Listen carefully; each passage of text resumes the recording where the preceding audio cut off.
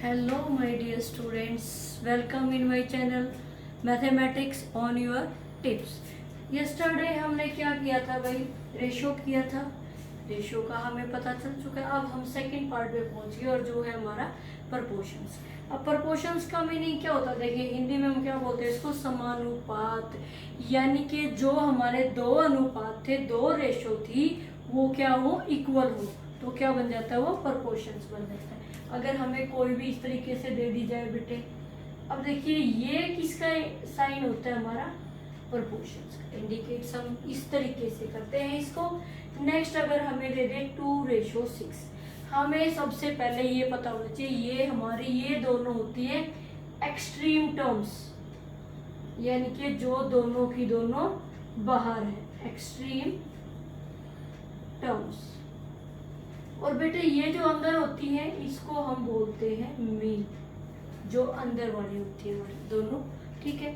अब क्या होना चाहिए कि जो ये रेशो है हमारी 4/5 और यहाँ जो रेशो हमारे पास 2/6, अगर ये दोनों इक्वल हैं तो क्या होगा? Yes, that are in proportions, otherwise note.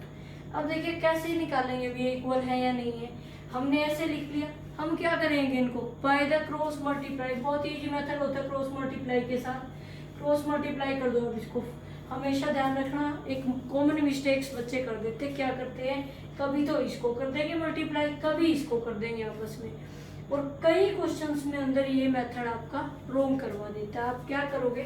First fraction का न्यूमरेटर पहले सेकंड फ्रैक्शन के डिनोमिनेटर के साथ मल्टीप्लाई होगा, यानी कि 4 को 6 के साथ 24, 5 को 2 के साथ 10. अब ये दोनों क्या है? इक्वल नहीं है, तो हम क्या कहेंगे? ये प्रपोर्शंस के अंदर नहीं है. अब देखिए मैं आपको कुछ क्वेश्चंस देती हूँ जिससे हमारे क्या आएंगे, ये वाला जो क्वेश्चंस है वो आपको ये जो प्रपोर्शंस है वो क्या हो जाएगा बेटे? क्लियर हो जाएगा. अब देखिए find the value of x, find value of x. अगर आपको क्या दे रखा हो? एक्स रेशो कुछ भी दे दे, आपको 4 दे दे और साथ में हमें क्या दे दे बेटे? 18:24. अब यहाँ इक्वल का मीनिंग क्या? आप यहाँ पे प्रोपोर्शन लगा सकते हो, कोई प्रॉब्लम नहीं है. इस तरीके से दे दे आपको. हमें क्या निकालनी है भाई? वैल्यू निकालनी है एक्स की. तो वही जो अभी हमने किया सेम मेथड यूज करेंगे. सिर्फ हमें क्या करना है यहाँ पे? x/4. दूसरा क्या कर सकते हो यहाँ पे आप लोग? इक्वल टू का साइन लगा सकते हो. तीसरा हम क्या लगा सकते हैं? 8/24. इसका मतलब क्या है कि x की वो वैल्यू निकालनी है जो वैल्यू आने के बाद ये जो दोनों रेशो वो एक दूसरे के इक्वल हो जाए. तो इससे क्या हो जाएगा? वो प्रपोर्शंस के अंदर आ जाएंगी. तो हम कैसे निकालेंगे? वही अभी हमने जो मेथड किया था बाय द क्रॉस मल्टीप्लाई, उससे सिंपल मेथड हमारे पास नहीं होता है. अब आप क्या करेंगे? x को 24 से मल्टीप्लाई करेंगे. 24 मल्टीप्लाई x इक्वल टू 18/4. यही हुआ. अब हमने ये रूल्स पहले से बहुत अच्छे से सीख रखे. कोई भी वैल्यू अगर इधर x के साथ किया मल्टीप्लाई तो इक्वल टू से उधर भेजोगे तो क्या हो जाएगी बेटे? वो डिवाइड हो जाएगी. सबसे पहले जिसकी वैल्यू निकालनी है वो हमने राइट कर दिया. उसके बाद क्या था? हमारा इक्वल टू का साइन, और उसके बाद जो हमें गिवन है वहां पे वैल्यू वो हम एज इट इज राइट करते हैं. और यहाँ हमारे पास क्या? 24. तो ये हमारा हो गया यहाँ पे जाके डिवाइड. अब देखिए किसी के साथ तो कट हो सकता है हमारा. 4 की टेबल में 24 आ जाता है. कितने पे आ जाता है? देखिए 6 पे आ जाता है. हो गया 6 पे. 6 की टेबल में 18 आ जाता है. कितने पे आ जाता है बेटे? 3 पे आ जाता है. यानी कि x की वैल्यू कितनी हो जाएगी हमारे पास? 3. ये हो गया आपका आंसर. अब देखिए हम नेक्स्ट सम करते हैं. ये बेटे नेक्स्ट सम हमें क्या दे रखा है? The first, second, fourth term of proportions are 36, 81 and 63 respectively. Find the third term. देखिए सबसे पहले आप सारी की सारी टर्म्स लिख लीजिए और जो हमें निकालना है उसको हम लेट कर लेंगे.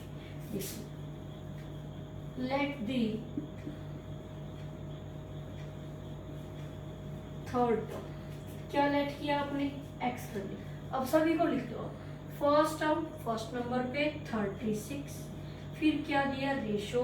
सेकंड गिवन है 81, नेक्स्ट हमें क्या निकालना है, जो थर्ड टर्म है वो हमें लेट किए हमने, क्या किया हमने x, उसके बाद एक टर्म और गिवन है और वो है हमारी फोर्थ टर्म 63, यानी कि एक्सट्रीम दोनों और ये हमारे क्या हो जाते हैं मीन।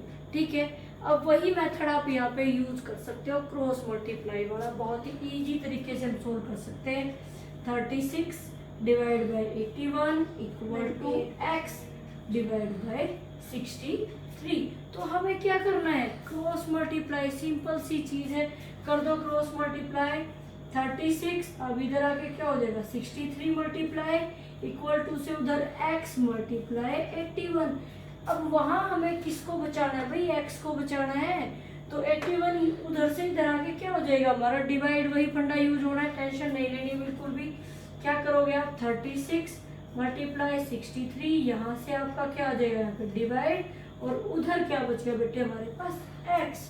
अब देखिए कुछ ना कुछ सेम टेबल से कट हो सकता है हमारा, 9 4 जार 36, 9 9 जार 81, 9 1 जार और 9 7 जार 63, बस पूरा कट हो गया। तो x की वैल्यू क्या बच गई हमारे पास 4 7 जार 28, ये हमारे पास क्या जाता है बेटे x की वैल्यू। इस तरीके से हम क्या निकाल सकते हैं, अगर कोई भी मिसिंग टर्म्स हमें दे रखी है तो वो हम निकाल सकते हैं। अब देखिए नेक्स्ट हम बेटा, अब देखिए बेटा, अब इसमें नेक्स्ट मेथड प्रोपोर्शंस में क्या हमसे पूछा जा सकता है कि find the mean proportions between, mean मैंने आपको बताया था जो बीच वाले दोनों हमारे होते हैं। अब मीन प्रोपोर्शंस तो हमारे पास है ही नहीं, तो मीन को क्या कर लेंगे लेट द मीन टर्म्स क्या हो जाएंगे हमारी, x ले ली हमने वो। ठीक है, अब देखिए कैसे लिखोगे आप, ये क्या दोनों एक्सट्रीम दे रखी हैं, तो दोनों एक्सट्रीम कहाँ लिख दिए हमने, बाहर की तरफ, एक्सट्रीम मीन्स बाहर, मीन मीन्स अंदर लिख दिया हमने। अब ये भी मीन और ये भी मीन हो गए दोनों एक्सट्रीम, और ये दोनों हमारी क्या होगी मीन। अब वही आप क्या कर सकते हो, यहाँ पे क्रॉस मल्टीप्लाई वाला मेथड में यहाँ पे यूज कर सकते हैं। क्या लिखोगे 9 by X equal to X by 16, कर दो बेटे क्रॉस मल्टीप्लाई, पहले हम इन दोनों को करेंगे, 9 multiply 16 equal to X multiply x.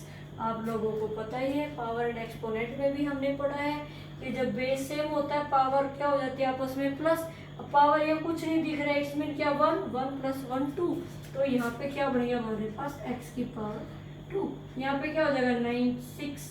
अब देखो दो मेथड आपके पास, दोनों ही आप यहाँ पे यूज कर सकते हैं, चॉइस आपकी खुद की है। या तो आप इसको पूरा मल्टीप्लाई कर दो, 144 हो गया।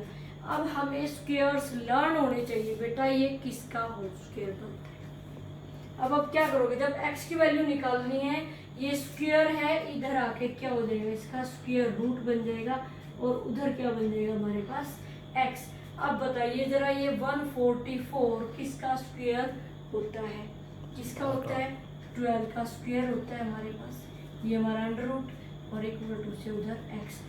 जब भी 2 है 2 से अंडर रूट कैसे हो जाएगा हमारा कैंसिल, हमारे पास क्या बच गया ओनली 12, ये आगे आ जाती है हमारी x की वैल्यू। दूसरा आप क्या कर सकते थे, आप यहाँ पे लिख सकते थे भाई 9 मल्टीप्लाई 16 दे रखा है, आप क्या करोगे, ये हो गया जी 3 का स्क्वायर और ये हो गया जी 4 का स्क्वायर। अगर हमें स्क्वायर लर्न है तो ये 3 का स्क्वायर, ये 4 का स्क्वायर।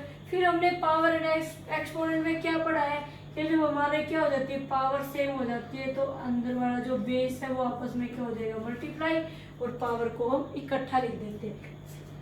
ये यहाँ से भी हमारा 12 का स्क्वायर बन गया। आपको अगर ये याद है कि 144 12 का स्क्वायर बनता है, ऐसे कर दो आप लोग। अगर ऐसे नहीं है तो इसको शॉर्ट फॉर्म में इस तरीके से भी आप इसको सोल्व कर सकते हैं। अब देखिए बेटे आपको नेक्स्ट सम, देखिए बेटे इस टाइप से भी आपसे क्वेश्चन पूछा जा सकता है, find the third proportional between 12 and 60। अब आप कहोगे थर्ड प्रोपोर्शनल कैसे निकाले, भाई मेन प्रोपोर्शनल तो हम निकाल सकते थे, तो थर्ड कैसे निकाले। अब ये क्या हुआ भाई हमारा बाहर जो हमारी एक्सट्रीम है, ठीक है, ये इसका मतलब हमारा क्या है मीन है, तो अगला भी क्या होएगा हमारा मीन होएगा, यानी कि बी जिसको हम बोल सकते हैं। और थर्ड जो प्रोपोर्शन है वो हम X Y Z as you wish, जो आप चाहो एक्स ले लो, वाई ले लो, जेड ले लो। तो ये जो वैल्यू है वो हमारी क्या होगी, मीन प्रोपोर्शंस होगी, मीन टर्म्स के अंदर कंसीडर होगी। अब फिर से हम वही सेम मेथड यूज करेंगे, अपना क्रॉस मल्टीप्लाई मेथड एक ही यूज होना है, बस पहले हमें समझना है कि हमें दे क्या रखा है, पूछ क्या रखा है, वही करेंगे हम। अब क्या हो जाएगा, 12 multiply X equal to 60 multiply 60। अब यहाँ पे 12 और x आपस में क्या हो रहा है बेटे, मल्टीप्लाई 60 मल्टीप्लाई 60, और 12 उधर जाके हमारा क्या हो जाएगा यहाँ पे डिवाइड। अब कर दो आप, 12 1 जा 12, 12 5 जा 60, तो x की वैल्यू कितनी आ गई, 500, 5 6 जा 30, ये हमारे पास आ जाती है वैल्यू। यहाँ से मैं दोबारा फिर से एक बार आपको बता रही हूँ, हमें क्या दे रखा है, 12 एंड 60 निकालने क्या बेटा, थर्ड प्रोपोर्शन निकालना है हमें। अब देखिए ये तो हो गया हमारा एक्सट्रीम, हमें जो सेकंड वैल्यू दे दी, सेकंड दे दी, तो इसका मतलब थर्ड भी गिवन है भाई, सेकंड टर्म गिवन है, इट्स मीन थर्ड भी गिवन है साथ में इसके अंदर, ठीक है। क्यों, क्योंकि ये क्या होती है, हमारी मीन होती है, मीन टर्म्स। तो मीन टर्म हमेशा यहाँ पे हम क्या लिखते हैं, इकट्ठी लिखते हैं जब हमें क्या निकालना हो बेटे, थर्ड प्रोपोर्शनल निकालना हो। थर्ड को हम क्या ले लेंगे यहाँ पे, एक्स, तो ये फर्स्ट माना जाता है, और ये हमारा पूरा का पूरा सेकंड, और इसको हम क्या लेते हैं, थर्ड प्रोपोर्शनल। उसके बाद आप लोगों को पता ही हमें कैसे करना है। अब देखिए नेक्स्ट सम हम कैसे लिख लेंगे। अब देखिए बेटा नेक्स्ट हमें किस टाइप से एक और क्वेश्चन दिया जाता है, find X if 5x and 180 are in continue proportions. हमें बताना है कि ये अगर कंटिन्यू प्रोपोर्शंस में है तो x की वैल्यू लिख लो भाई। अब देखो ध्यान से, 5 हो गया हमारे पास, नेक्स्ट हमारे पास क्या दे रखी है, x, और एक हमें क्या दे रखा है, जो थर्ड प्रोपोर्शनल है वो क्या है, 180। तो हमारी एक मीन टर्म गायब है, तो उसको भी हम क्या लेंगे, x, क्योंकि मीन टर्म हमेशा सेम होती है बेटा इसके अंदर। ये x है तो अगली भी क्या होगी हमारी x, ध्यान रखना इस बात का। तो जो मीन जो टर्म्स है वो होगी हमारी दोनों एक दूसरे के इक्वल यहाँ पे, और ये जो हमारी क्या है, ये दोनों ही एक्सट्रीम होंगी, ये जो थर्ड प्रोपोर्शनल जिसको हम कह सकते हैं। तो हमारा कौन गायब है यहाँ पे, एक मीन टर्म गायब है, तो उसको दे रखी है x, तो डेफिनेटली दूसरी भी क्या हो जाएगी हमारी x हो जाएगी। तो आप क्या करोगे यहाँ पे, वही सेम हमें मेथड वही यूज करना है, फंडे सेम होते हैं, बस थोड़े से घुमा फिरा के क्वेश्चंस को पूछ दिया जाता है, उसको हमें सोल्व कर देना है इजीली। अब फिर से कर दो आप लोग, by the cross multiply 5 multiply 180 equal to x multiply x।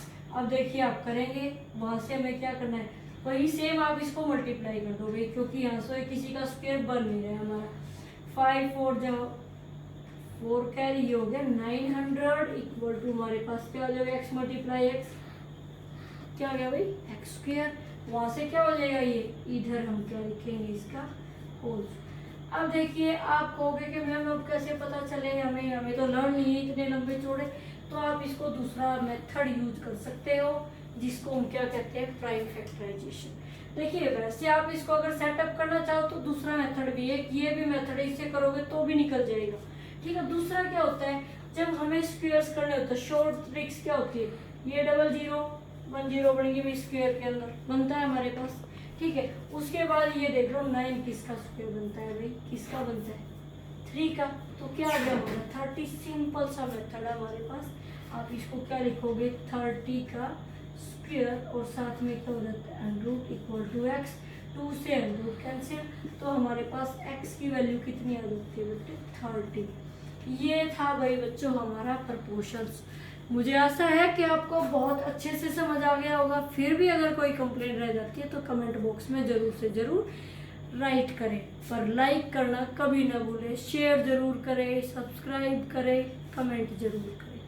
अभी मैं आपको एक वर्कशीट देती हूँ जो आपको एट द लास्ट हमेशा मिलती है। अब आपको वो बैठ के घर पे आज ही ज़रूर से ज़रूर सोल्व करनी है। So my dear students, this is the worksheet for the proportion. Firstly take the screenshot of this,